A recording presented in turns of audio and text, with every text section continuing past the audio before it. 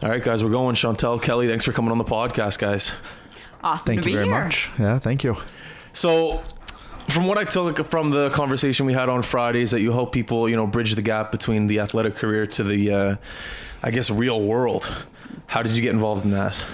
It summed it up perfectly. Yeah. So started with EnPoint in its current iteration about a year ago. Wow. So we're just actually celebrating the 1 year of the brand. To really answer your question, I got to travel back a little bit in my own career. That's fine. Go. And, I think I was starting to share a little bit with Kelly at some point when he started with us a couple of weeks back. For me, I lived a piece of doing work that I wasn't connected to, right? Okay. I think many of us have some kind of part of our past where we go, how did I get here? And not that it's all bad, but there are definitely parts of it where you find yourself questioning and go, is this really what I want to do? And so that questioning happened about 7 years ago or so in my own career. Okay. And working with a mentor came to be that we said, you know what? Enough's enough. Life's too short to do something you don't love. It takes a lot of work to figure out what that is. And I want to help other people do that and earlier. So how do we do that? Okay. And quite simply, Justin, that was the birth of the company about, again, a year ago. Yeah. But we've been doing the work underneath a different brand for about 2.5 years or so. Okay. And then really realized last year that no, there's something here. There's enough individuals that also believe and buy into the fact that life's too short to just work. The cool thing about athletes, they know what that feels like. Right? They know what that passion is to love their sport and leave it all in the game. And you're thinking about it consistently, constantly. So you know what it feels like. So then to do anything less, Yeah. it's not on. Yeah. Right? That's true. So how did you get involved, Kelly? So at Dalhousie, we have to do mandatory 3 co-ops through business. Okay. And a friend of mine, Jesse Lucier, who used to play for the Mooseheads, Yep. went through the program kind of thing. And he said, listen, they're looking for a new co-op student. So I applied through Dal online. And it's kind of how I got here. And it's my first month here. And I really enjoyed it so far. That's sick. Well, it seems like a great transition into, a job that, you said you're 24? Yeah. I remember being that age, and that was the perfect age for me where I made that decision you said you made 7 years ago, where you just have to find almost a gap in between finding something you love to do and make it into work. So what you just said, it sounds like he's going through that process right now. So it seems like you two are a good team. Oh, it's been, it's really cool. So Kelly mentioned there the program. So the Mooseheads have been a client of ours for about 2 years. Not a bad client to have. Fantastic, right? Fantastic. You can't get, a better organization who really believes and wants to support the full person and the full athlete, right? And so we've been working with their particularly alumni, right? So folks like Kelly, who are in post-secondary, maybe done post-secondary, or, they never went to post-secondary, but they're done their hockey career. Yeah. Maybe still playing, but they know they're not going to the NHL, right? And so working with them primarily to say, okay, what's next? Right? How are you going to figure out how you're going to do exactly what you just said? How to, number one, figure out what is it that you're actually passionate about as a second career in a lot of cases. And then how the heck do you connect that to a career where you're going to make the kind of lifestyle that you want, which is different for everybody. Well, that was my question. Is there a formula to this, or is this a lot of listening and kind of reacting to what people say? I love that question. Formula. So definitely probably formula is too exact because each and every single person is different, right? But absolutely what we've built over the last couple of years is what we call a framework. Because as you can appreciate, this is a really big question. So how do you start to tackle that without having some kind of framework to actually think within? What we've done is say, okay, you know what? We've worked with about 2,500 or so young adults, typically 19 to 29. Wow. Pretty cool, right? Yeah. I'm biased. I want to work with more. Good. Well, I know we're only reaching the tip of the iceberg, right? There's a lot of people that have this.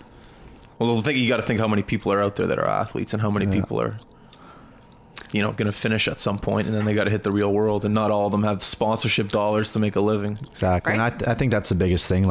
For me, I know my hockey career is kind of over. Got one more year at Dow. What do I want to do after? And I think that I had to sign up. You get an email from the Mooseheads, sign up. It's about building your resume, building connections through, let's say I'm in business marketing right now, so I've had to go meet a mentor, as in he teaches me what to do. connects me to this person.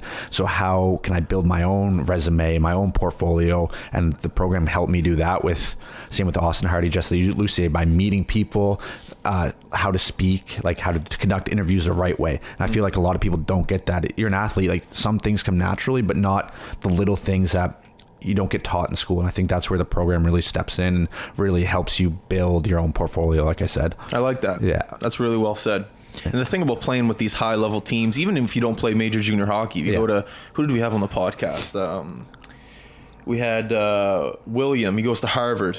Oh, okay. Yeah. And I was telling him, you know, half of going to Harvard, it's great that you're playing hockey there, but the networking opportunities that you're going to have there and the people that you're going to be able to talk to. Same with the Mooseheads, though. You're up in that media booth, the broadcasting people you're going to get to talk to, the NHL scouts, everybody that's involved in the hockey community. It's great that you're playing hockey, but you got to utilize what's around you at that time. And I don't think people...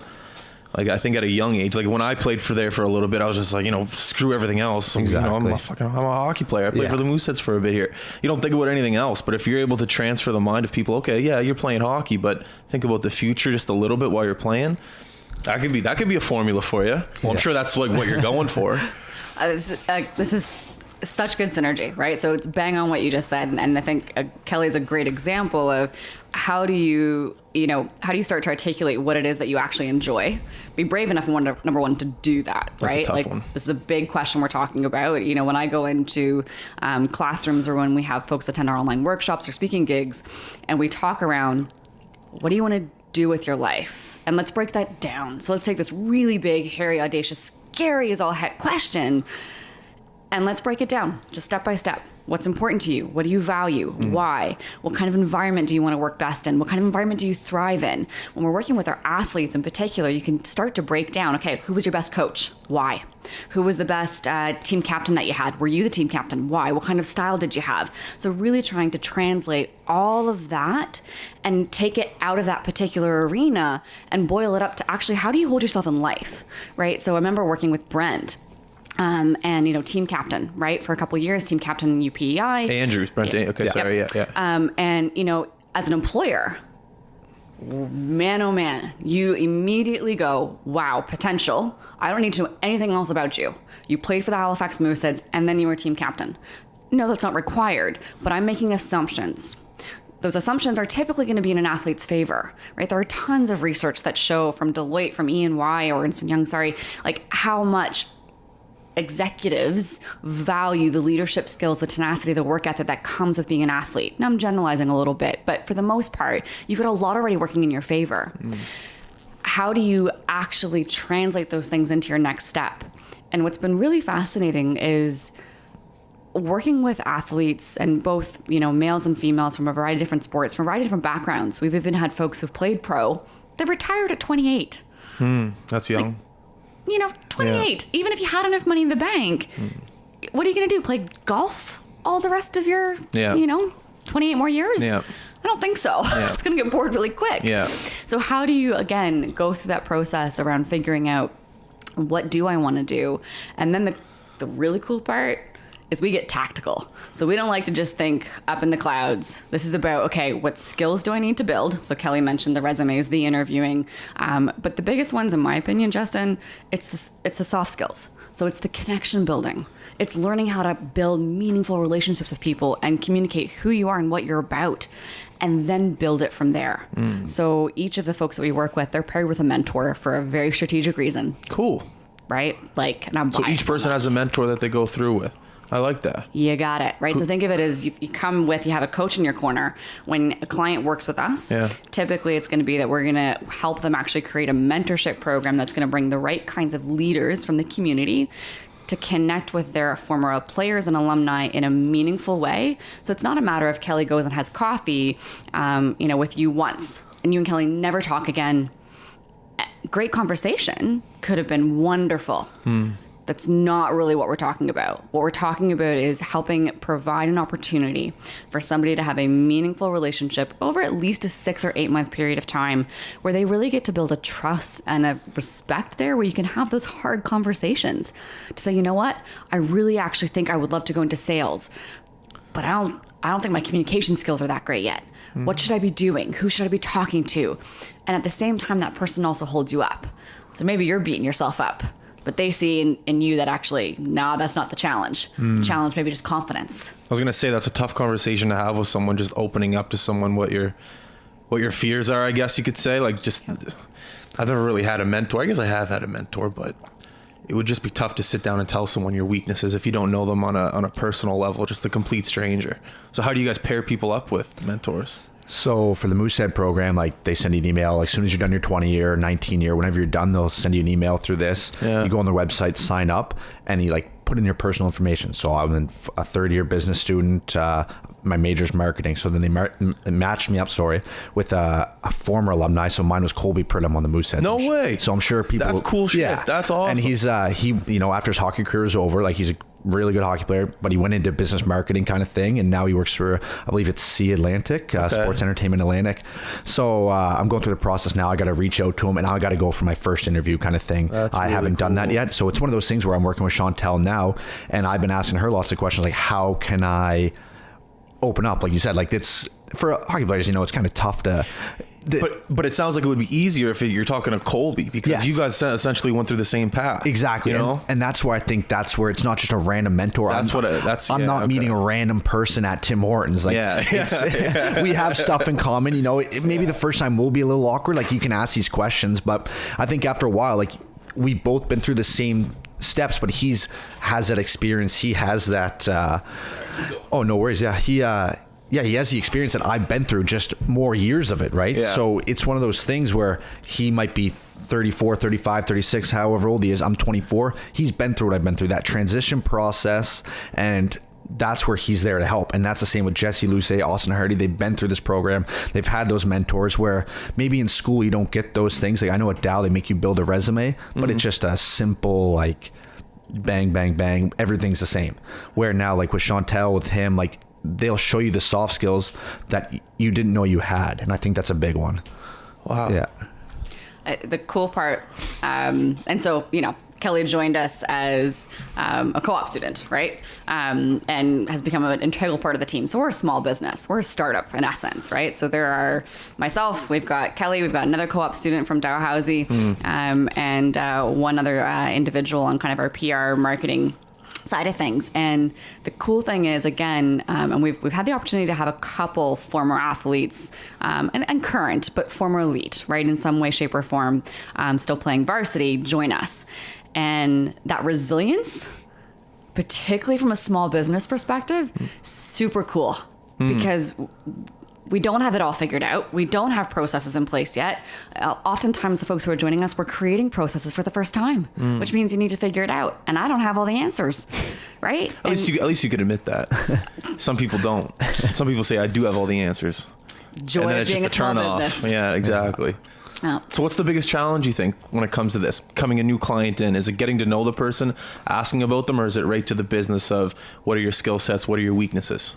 Yeah, so the biggest challenge from I think a personal, our participants of our clients who are participating in programs is vulnerability, for sure, nail on head, right? How do you create room to invite somebody in to have a conversation that's really about your life? Yes, we're couching it in career, but we spend 70 to 80% of our career or of our lives in our career.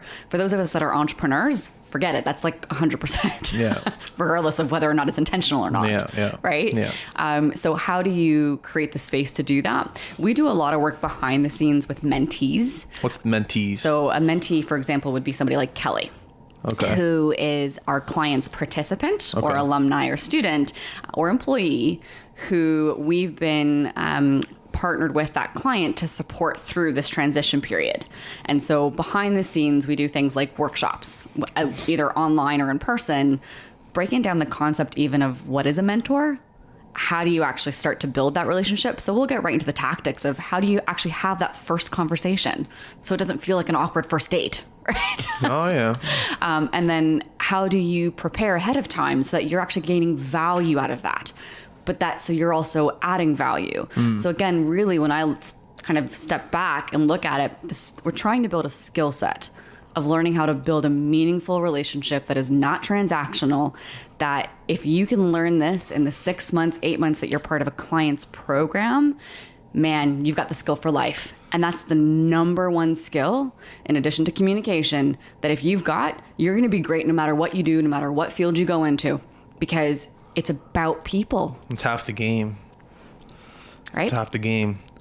So what was your experience for the first time, like opening up, and I guess was it with Colby, like your first time sitting down? Yes. So how was that? Yeah, actually, I haven't even met with him yet. Okay. I've been a little bit behind the 8 ball. Okay. I've been busy trying to get this co-op figured out, and I was going through exams, so I do have to reach out. Yeah. And that's the biggest thing, I think, is just sitting down, talking about what to talk about, kind of thing. Because for me, you know, it's hard to realize that hockey's almost over. It's one of those things where you're like, wow, I'm 24 now. What the hell do I do with my life? Yeah. And so that's one of those things you got to sit down and ask him how he transitioned easier.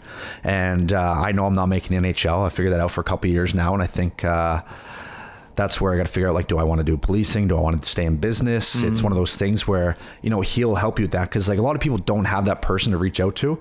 Like, let's say for you, example, like, I'm not sure, but you want to start the podcast. Did you have someone to talk to? Like, you don't have those top initiatives, like, or top people to go to and ask, like, listen, how do you do this? How do you get a fan base? How do you get a following, kind of thing? And I think that's where this, like, the mentorship program for, let's say, is it's just not a step by step, but it guides you in the right direction for to be successful. It's an interesting thing. You say, I'm not going to make the NHL. There's different ways.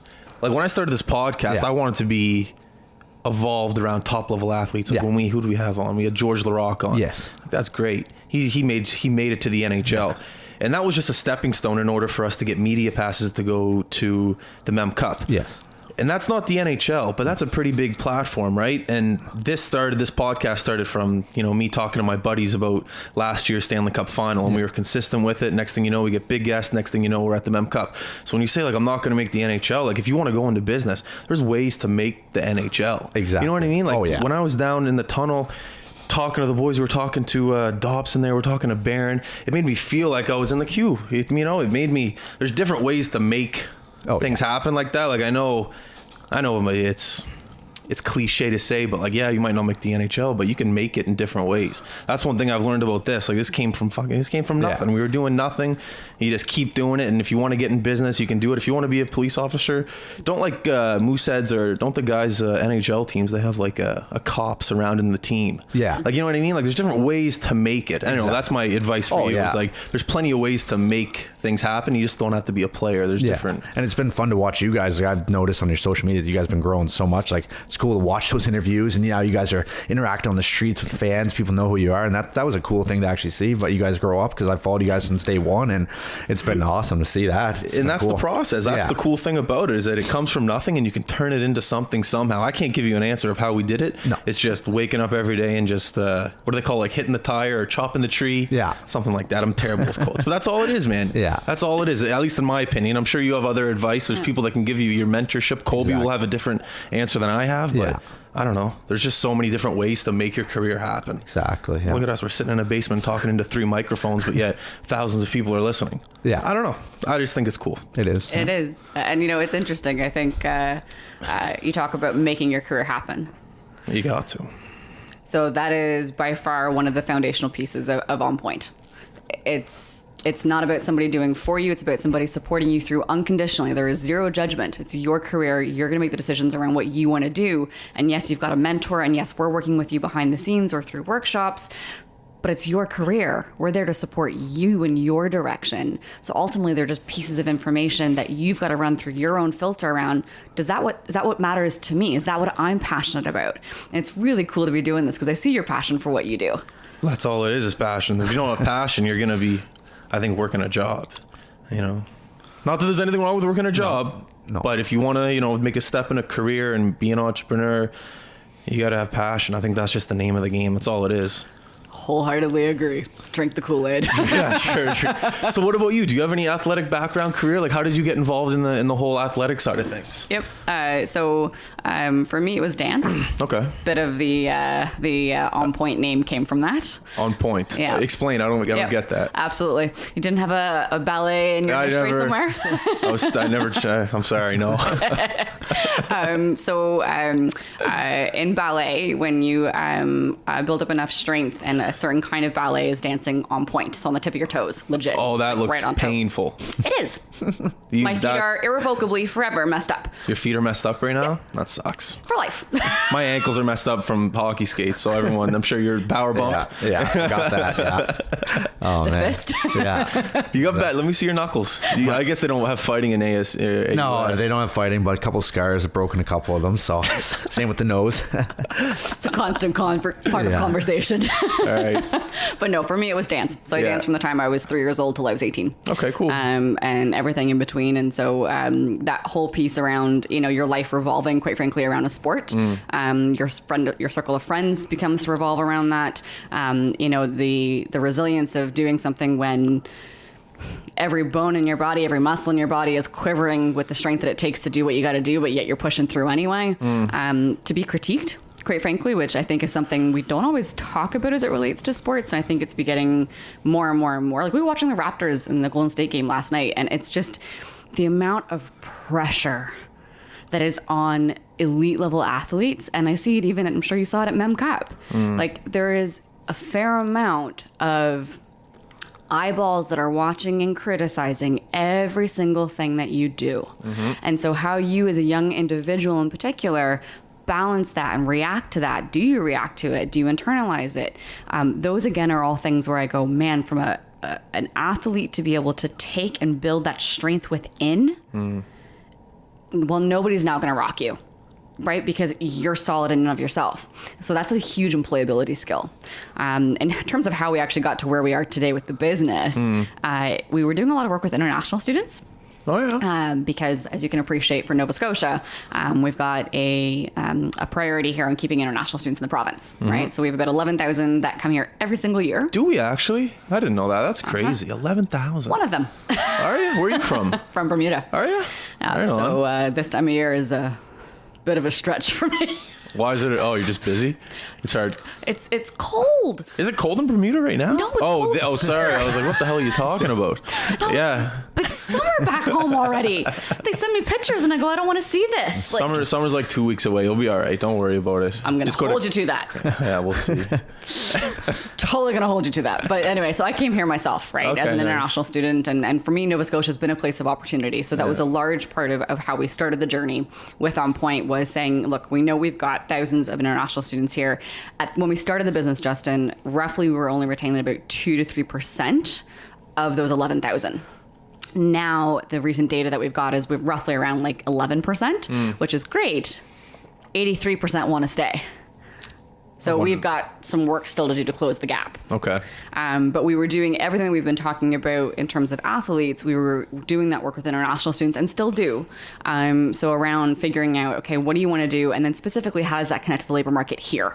Right? So how do we make sure that we're building your skills, your connections locally, and your confidence to be able to get into the communities that you want to be able to get into here, as you can appreciate different cultures, right? Yeah. So It can be tough for people that are coming here from a different country. And it can be tough for people that are from here as well. I remember being in school and being put in a group with, people that are foreign. And even the language barrier, just like trying to communicate, okay, I'm going to do this part of the project, you do this part of the project, you do this part of the project, and then they come back with a different part of the project because the communication barrier was just messed up. It can be tough for both sides. Yeah. Absolutely. Definitely. And then same for employers, right? So that's part of the reason why each of those, again, the individuals that we work with, we've got currently about 200 right now across Atlantic Canada. They're paired with a mentor, right? Yeah. So part of that breaking down barriers, helping really humanize and make real connections. But it was because of that work that the conversation started with the Mooseheads. Well, right? See, that's the stepping stone. That's how that Moosehead conversation happens. You got it. That's cool. And subsequent since. So we also do work with university athletic teams as well. And but the conversations we have are all the same. What do you want to do? How do you create a plan from where you are today to get to where you want to be? And who do you need in your circle? What skills do you need? And what do you need to do to get you there as quickly as possible? Recognizing for each of us, that's a little bit different. Definitely. But I think that comes with age. That's what I was saying to Kelly when you were in the washroom. It's like you're 24. It's like, okay, you're going to have that moment soon. Like you're going to, I don't know. Do you know what you want to do yet? Well, realistically, I'd love to be a police officer. I think that's my, since I was a kid, that's what I wanted to do. Cool. And number one, obviously hockey, every kid's dream in Canada kind of thing. But then there comes a point where I think I had that last year. I was like, wow, I'm going into my third year university. I'm just getting 5-6 points a year, not putting up big numbers in AUS. I love hockey, but there's a point where you got to sit down and figure out what you got to do. And I think that's when I really started reaching out to people and like started going on ride along, started talking to business people, like, how did you start your own business? And that's the point I had where he realized, I'm sure I listened with Aaron Hoyles there. He had the same thing. Yeah. He realized, time to turn it around and figured out what you want to do. And I think that's where everyone has that realization. Either you go pro for hockey or you don't. And that's when there's people like Chantal come in and the company of EnPoint comes in, and there's many other ways you can get a mentor, but that's when someone, even your parents, can be someone you talk to, listen, got to figure it out. And I think that's where I really came in last year for that. That's cool. Yeah. What was a ride around like? I want to go on one of those. So I went with Cole Hawes. I'm not sure if you know him. I know Cole. Yeah. So I went with him, former hockey player. Yeah, he was real good. And he made it cool. We went overnight, and there's a couple things that happened. Like there's a house break-in we went to. They had a couple of streets blocked off and stuff, trying to find this guy. Do you get to wear a bulletproof vest? No, I was, if I went into action, I might have got shot. But, no vest. But so we parked the car downtown. He chased after some drunk guy who was like swearing. I don't know if I can speak about this. I had to sign a confidentiality agreement, but nothing bad. No, he chased after a guy, arrested him while I was just stuck in the car, just sitting there, like the lights on, blocked the street off. But it was a pretty cool experience. It was my first one. And then another guy I really look up to is Ray Turner. He's pretty high up in the police here in Halifax. Okay. And he's a great guy. And, he's taking me to shooting range, stuff like that. Yeah. So it's a good experience for that way. And I had a lot of fun with it. You ever talk to Jules Eddie LaRock there? He's a cop. He used to play for the Mooseheads. Yeah, so with the Mooseheads there, they kind of used to have a one-on-one program. Okay. With them, like I match up with the police kind of thing. And cool. He had our whole team into the department over in the Dartmouth there. Yeah. And we each got like a knife cut. Like it's like an electric shock, but it feels like a knife. And then they tased us as well. Just that was kind of cool. What's that movie? The Hangover. The Hangover. Where they all get. Yeah. So we had to be held there, and he tased us in the back, and I'm there just like freaking out. Yeah. So it was kind of cool experience, that stuff. Like obviously you never want to be tased or anything, but it was a good experience, and he's a really great guy. Jules Eddie is. Yeah. Yeah. That's sick. Yeah. So it was good. That's good stuff. That sounds like a great way to get to know what you want to do. Is like not, like take your kids to work day, like going on a ride along, just doing something cool like that. And I think that's something for, even if you don't want to be a police, I think everyone should try it at least once. It's I want to go on a ride along. And have you ever been? My husband's an RCMP officer. So there you go. Yeah. It's a cool experience. I think you could just to see the other side of life. Like you go to a bar, you might see someone get thrown in the drunk tank, but if you go on a ride along, you get to see the stuff you don't normally see throughout the day. That'd be cool. Yeah. You know what's interesting is that whole piece, and Kelly and I have chatted clearly again because my husband is RCMP, and going, oh, that's really cool that you want to do that, and why, right? And so you start to connect the dots. I think between why it was that maybe we were a good fit, and it's really cool for me, by the way, when you're able to work with people who are just as passionate about what you do as you are. I'm sure you feel the same, right? It's pretty special, but it's the power of experience. So yes, there's one thing to think that I might want to be a police officer. It's one thing to think I might want to go into business, which is, let's face it, a really big category. Yeah. Right? It's one thing to think technology, but how do you actually, if you've never had exposure to any of those things before, if mom and dad aren't in any of those fields, or let's say you're not close with mom and dad, or who knows what that situation looks like, if you don't have anybody you can actually talk to and you've never got the opportunity to live it, you're kind of shooting blind a little bit. So that's why I think things like co-op and internships, if you've got the opportunity to do them when you are in, university or college, man, great opportunity to try. Yeah, it is. Well, just being young in general. Yeah. Time to make mistakes. Time to get out there and learn what the world's about. And rebound. Realize the world doesn't end when it doesn't go what you wanted. Honestly, it took me to the age of like 22, 23, sadly enough, to know that the world wasn't coming to me. Like when you're playing hockey, everything's given to you. Even when it comes to like the trainers, just like, okay, you need anything? Okay, here you go. You go home. All right, you need anything? Here you go. As long as hockey's good, here you go. And then when hockey's over, the world's just like, oh, you don't play hockey anymore? Okay, well, what do you do now? And the world doesn't come to you anymore. No. And then you got to figure it out. And I learned that the tough way. And my co-op was bad. I was at Scotiabank. Not a numbers guy. And I remember I'd sit there at the cash register every morning, waking up, and I just dread going to work every single day. I'd sit there and just count change for people. And then, 6 months earlier, I'm playing in front of 5,000 people, and it's just like, what are you doing, Justin? That was tough in my life. It was really tough. And there was people around me, and their goal was to sit in an office from 9 to 5 for the rest of their life, and they were so pumped about it, and I just couldn't get that excitement. And it was tough for me to go home every day and be like, what are you doing, Justin? Everyone's excited about the future and how they get to sit in a cubicle from 9 to 5, and I'm just dreading that. So I remember that being a tough point in my life. So companies like yours, I hope that there's more people out there like me that, maybe find you earlier. Because if I had, you when I was 24, 23, or at Kelly's age, it would have been beneficial to me. So hopefully people find you. Is there any other companies like you around here in Atlanta, Canada?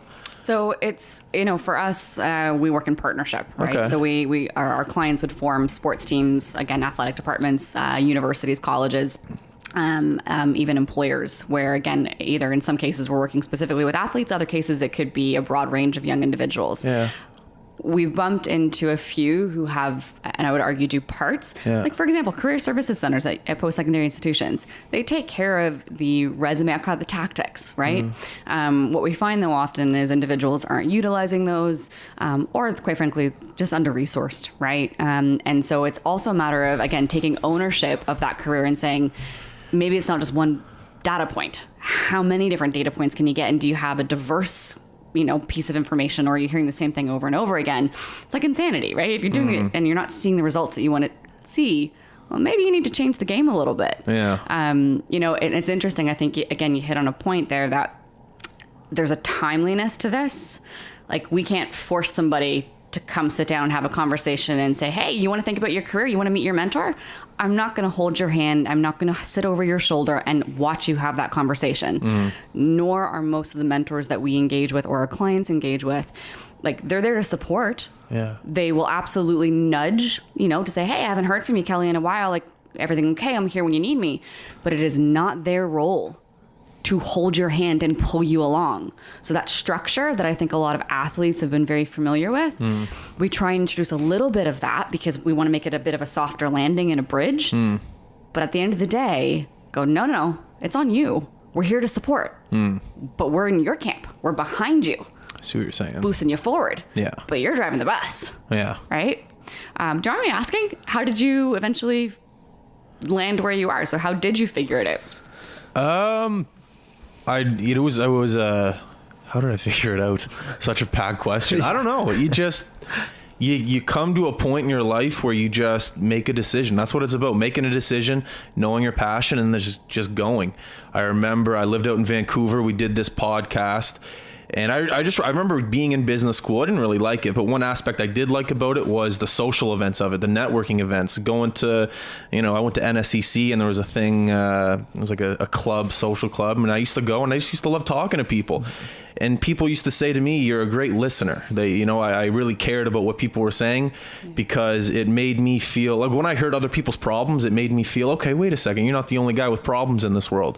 And that really made me feel good. So then I thought, okay, if I can transfer that over into a podcast, maybe I'll feel good all the time. So we started the podcast out in Vancouver. It did okay, but a lot of our listeners were back here in Halifax. So I moved back to Halifax. I started the podcast back up again here. Like I said, just talking to my buddies. And then the next thing you know, we got Austin Hardy coming on. He's a name. Yeah. And then the next thing you know, Conrad Abelscheiser comes on. He's a name. And then the next thing you know, you get another name. You get another name. And then the next thing you know, people are calling you to do things. So it's a mixture of your passion finding you and you finding your passion. I think once it starts to click and people start recognizing, like even when you messaged me, I don't know how long ago it was, like that felt good for me. It's like, okay, this guy's recognizing my work. It's a great feeling. And once you get that feeling, you're hooked, you're addicted. Yeah.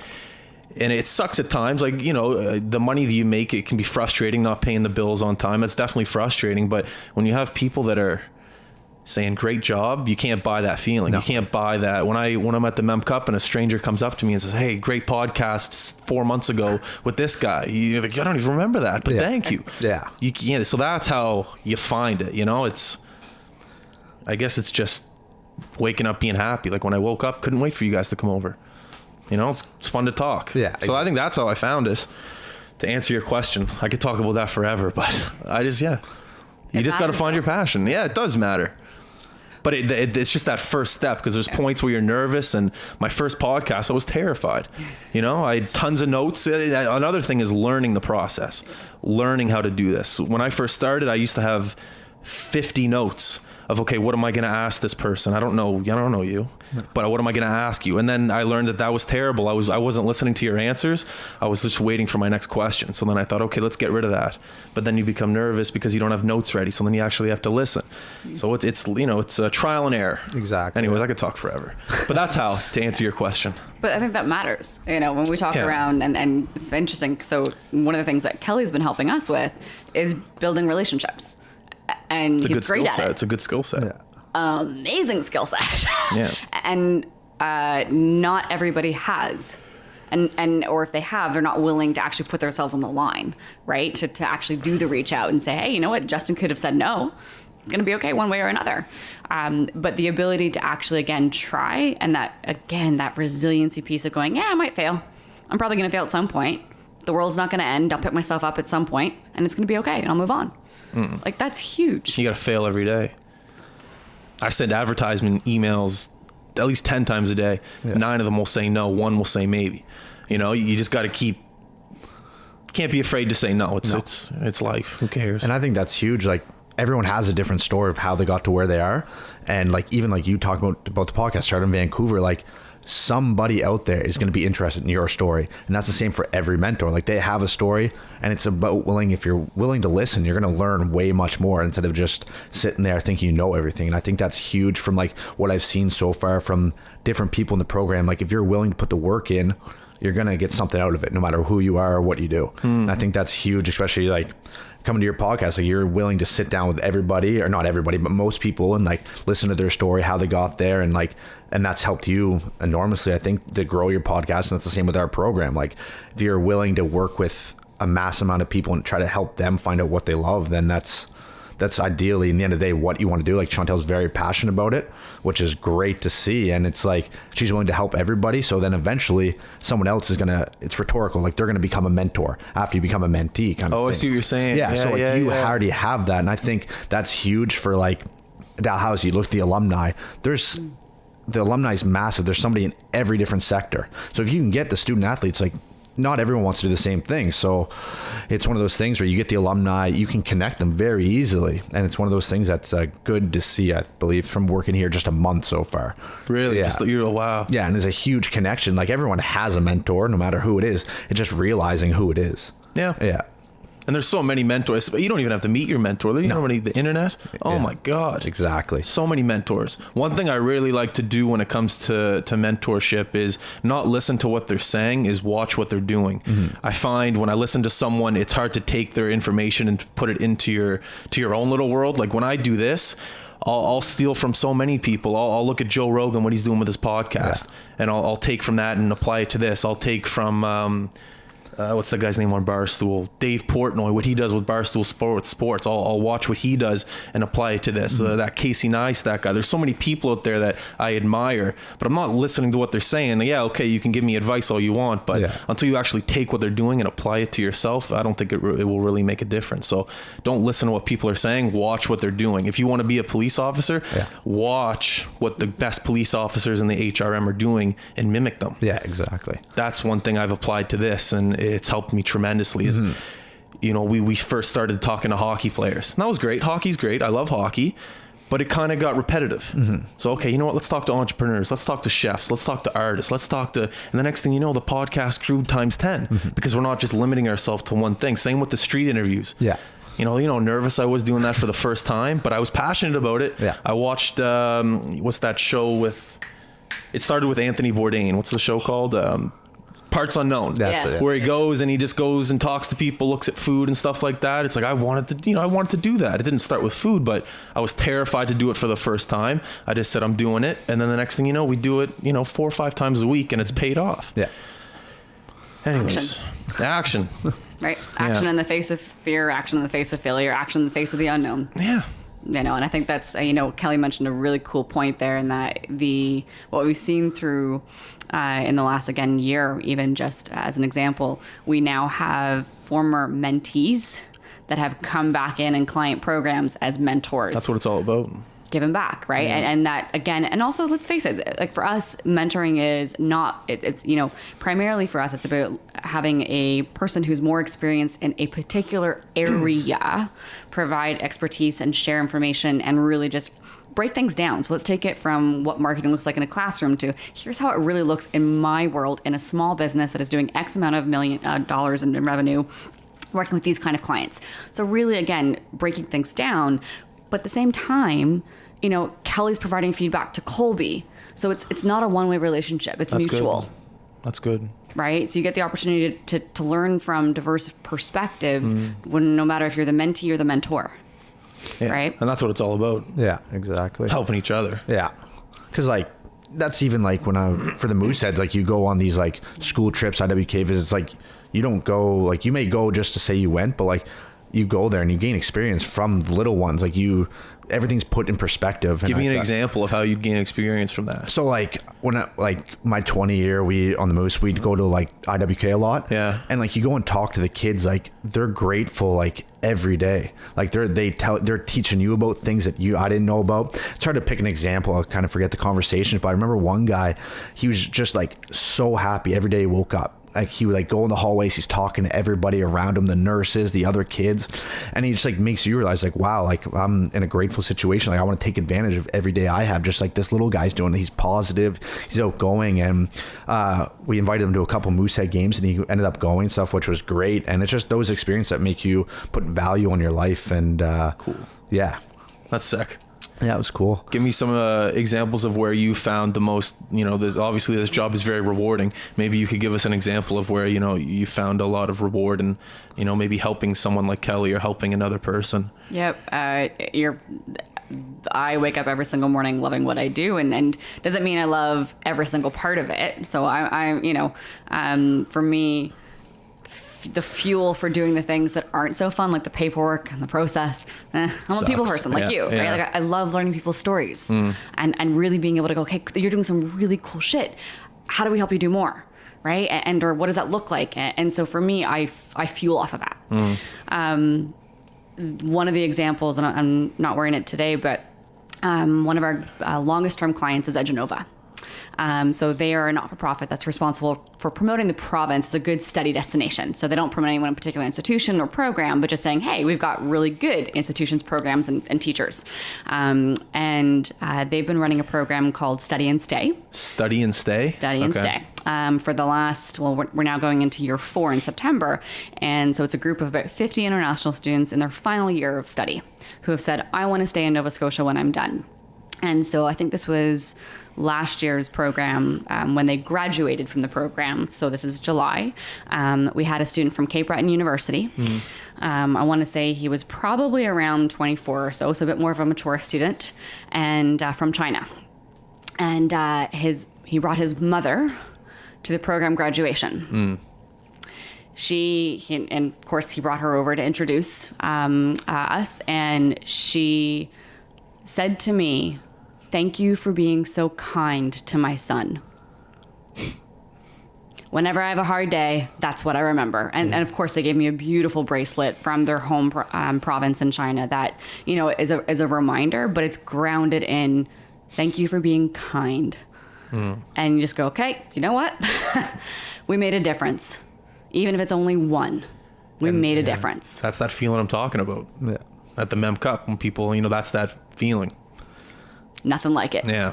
That's the fuel that, you know, you don't need anything else but what you're doing to keep going. Yeah. And it's really cool for me even having Kelly sit in on this. Yeah. Right? You know, just seeing people do what it is that I'm so damn passionate about, which is I never want to see somebody that we've worked with 5 years down the road and their shoulders are drooping, their energy's down. And when I ask them what they're doing or if they're happy, their answer is no.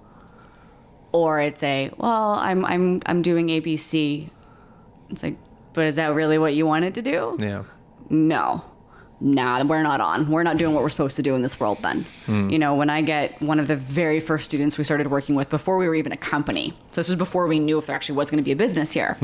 Again, international student at the time from China. And confidence was something she was working on. Very personable, loved talking to people.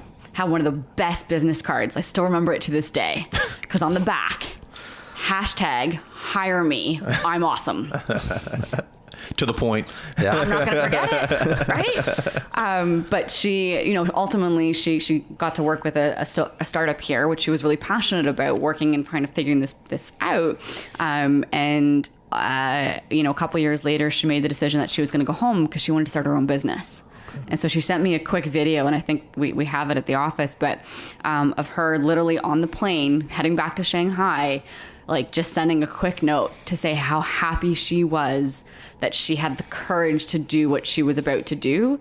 And we were only a teeny tiny little part of that, but she's smiling ear to ear, and I believed her. Like, it's things like that, ultimately that are success. And we want to do more of that. So our goal at EnPoint is to take it from the 2,500 or so that we've worked with to 1 million. Wow. That's a goal. Yeah. 1 million. Yep. No pressure, Kelly. I'm only here 2 more months, so I don't know. I have big expectations. Yeah, thank you. That's cool. Yeah. That's really, really, really cool, guys. There's definitely a market for that. Not even here in the Maritime, just across the world. Everyone has that problem. Yeah. Not problem, but everyone has that hump to get over. Yeah. So if you can help, I think that's great. That's a really cool thing. I'm biased, but I think so too. When you start to look at Deloitte just released a survey a couple years ago now, something to the effect of 63% of millennials, which will be all of us, want leadership development. That's one of the number one things that they care about. It's not salary, it's not benefits, it's not time off. I want the ability to grow. So if your organization can't give that to me, I'm not staying. I might not even come. When they went further and they started to look into actually retention, 68% of the same group of millennials that stayed more than 5 years, want to guess what they had? What? Mentorship. They had somebody in their corner, structured, helping them actually grow in the organization. So it wasn't a matter of saying, hey, we've hired you. Here's this role that we hired you into. This is your box and you're going to stay there. And that's what I feared. Yeah. And I think a lot of individuals do.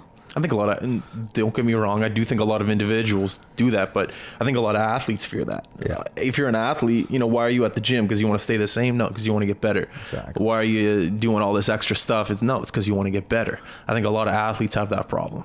That's a great point. Like, amazing point. And I think, again, as an employer, that represents an opportunity and a challenge that you're either going to rise to or you're not. Because if you want the best talent, it's not just about attracting them, it's about retaining them, which means giving them the room to be able to grow, spread their wings, find new ways to be able to improve and reach different heights, right? And I think that's part of the value, quite frankly, working with a small business. Not that larger businesses can't have that, but it requires a different kind of intentionality, I guess, to make sure you've got room for that. Yeah. Right. Agreed. Yeah. Well, guys, that's a great we're coming. Jesus, we're almost at an hour here. Quick. So what's the future for EnPoint? Give me. You don't have to give me the blueprint of what the future is. Obviously, you want to get to 1 million.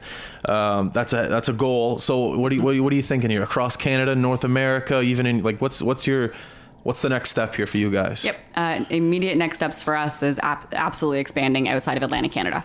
So we've been doing a fair amount of work within province. It's great. Second home for me. Love it. Atlantic Canada. We're close. We're tight knit.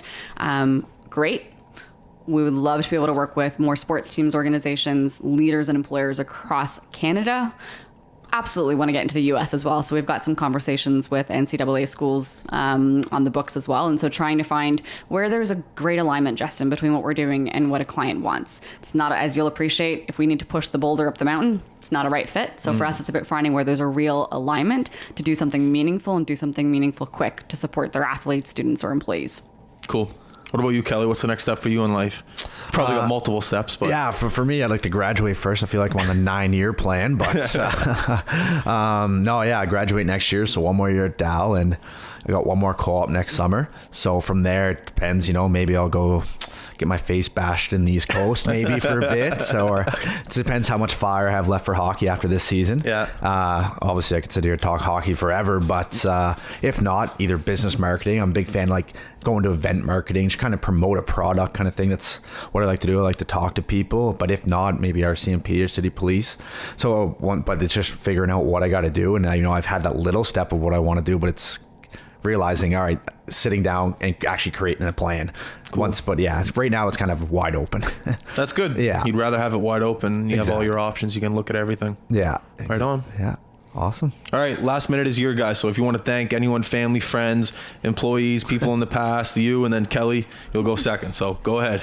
First, thanks you. Thanks, Justin, for having us on. No worries. Anytime. This was a first for us, and I think it's been, again, a great example of where there's an alignment in topic and being able to share what you're passionate about. That's what I'm most appreciative of. And of course, for me, family's been a part of that, friends. As an entrepreneur, you need people around you that are going to boost you up when things do not go your way and or the way that you thought they would. Yeah. So I don't think any of us get to that point without that. Kelly mentioned informal mentors. Shout out to every single one of them, as well as our amazing clients. We wouldn't be where we are today, actually, we are celebrating our 1 year of EnPoint. Congratulations. That's awesome. Yeah. Champagne tonight, maybe. Yeah. Maybe. I think June 26th is our official date. There you go. Summer will be here then, too. Yeah. I'm holding you to it. Yeah, we'll see. Yeah. Kelly? Well, I just thank you for letting us come on, and it's a pleasure. It's fun to get on my first podcast. Always listen to podcasts between Spit and Chicklets, yours, and Joe Rogan, and all that. And wow, you're putting me up there. That's a little high. It's just the ones I listen to, and it's one of those things where it's already been 55 minutes. It doesn't feel like that whatsoever. Like it's feels like it went 2 minutes. I just want to thank Chantal as well and EnPoint for the opportunity to have my co-op here. Awesome. Yeah. All right, guys. Well, thank you very much for coming on. I appreciate it. I hope everyone listening learned a little bit from what you guys were saying. So appreciate it.